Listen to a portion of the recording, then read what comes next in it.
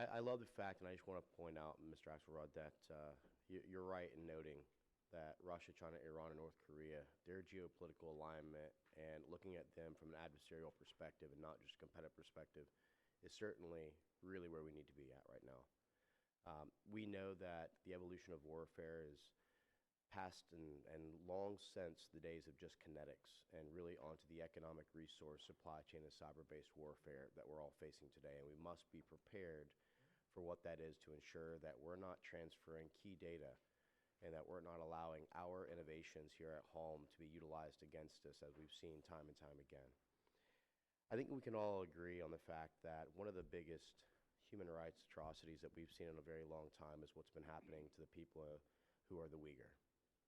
And the fact that they have not only been wrongfully imprisoned, sentenced to indentured servitude, had organ harvesting in some cases, many reports that had been back from women's prisons where they were being forcibly raped.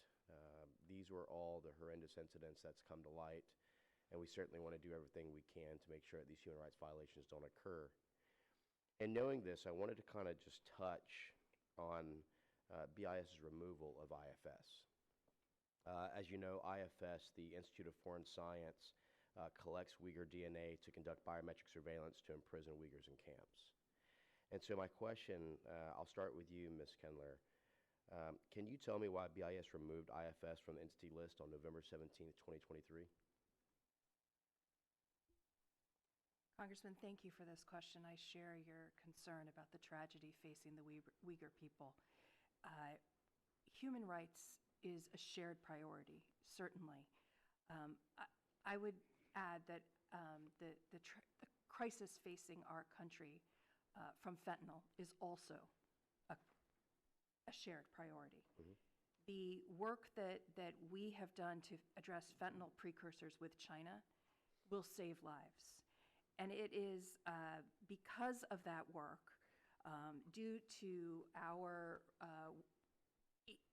it became clear to us that including IFS on the Commerce Department's entity list was inhibiting the counter-narcotics action that was necessary. And sorry to interrupt, but is this the Chinese argument where the Chinese have aggressively tried to state that since the National Laboratory for Narcotics is somewhat co-located, that we're going to acquiesce to China and go ahead and say that IFS therefore is somehow different? Is that the argument we're about to make here? We've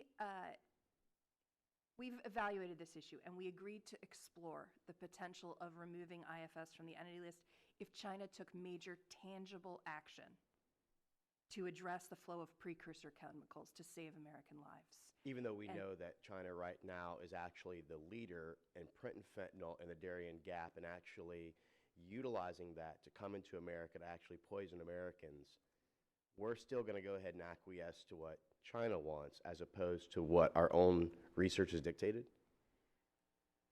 China took tangible action in addressing fentanyl precursors, and there are four things that China. What have they done to address their mainland Chinese who are in Darien Gap actually printing fentanyl right now? Or the fact that we actually stopped over 22 pill presses from going to them in South America in our own hemisphere. Have we done anything about that? Has that been an important step for us? Congressman, we are addressing this issue, this crisis facing the United States across all areas of work in the Biden administration. Within the sphere of export controls, we are deeply focused. And speaking about the president, if I may, is the president involved in entity list deliberations?